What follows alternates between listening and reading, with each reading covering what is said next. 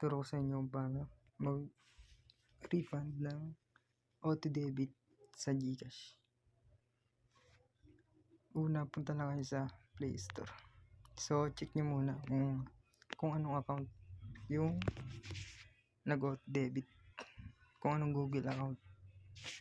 So click nyo lang yung itong account sa taas, sa may gilid. Punta kayo sa payment and subscription. Click nyo yan, tapos budget and history. So ayun. So kung napapansin nyo, refunded na siya. Nag-auto debit. So ito yung account na yung gamit ko. So ang ginawa ko lang, punta sa profile ulit. Yan. Tapos help feedback. Yan. Yan.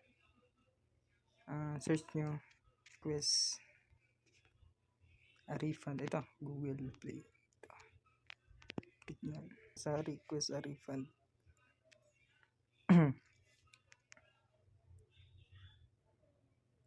Yan. So ang gagawin nyo dito, i-continue na lang yan. Yan, hanggang sa mag 100%. So make sure nyo lang na ito yung gamit yung account. Kung anong Google account yung auto debit. Kung anong Google account, confirm nyo lang. Tapos so ayun, ito kasi yun, na-refund na kasi, kaya hindi.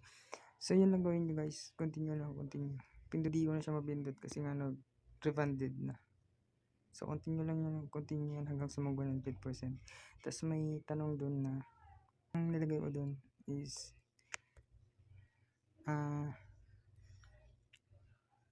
my Google account is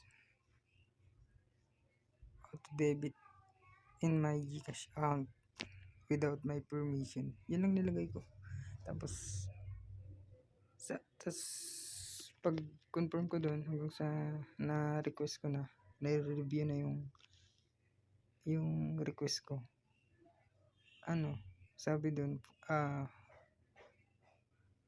days daw na review. Pero kahapon kasi ako tas ngayon lang pagkatingin ko, na refund na siya.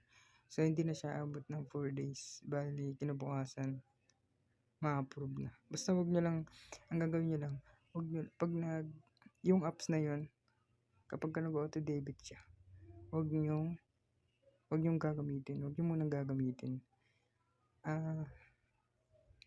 Hintayin nyo munang ma-refund nyo yung kasi pagka ginamit nyo yung app, so kasi yun matatrack niya na ginagamit mo yung na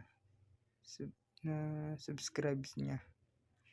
Yun lang. Huwag niyong gagamitin yung apps hanggat hindi pa na-refund, para ma-refund niyo yung nawala, yung na auto debit na balance. Yun lang guys. Sana nakatulong. Salamat.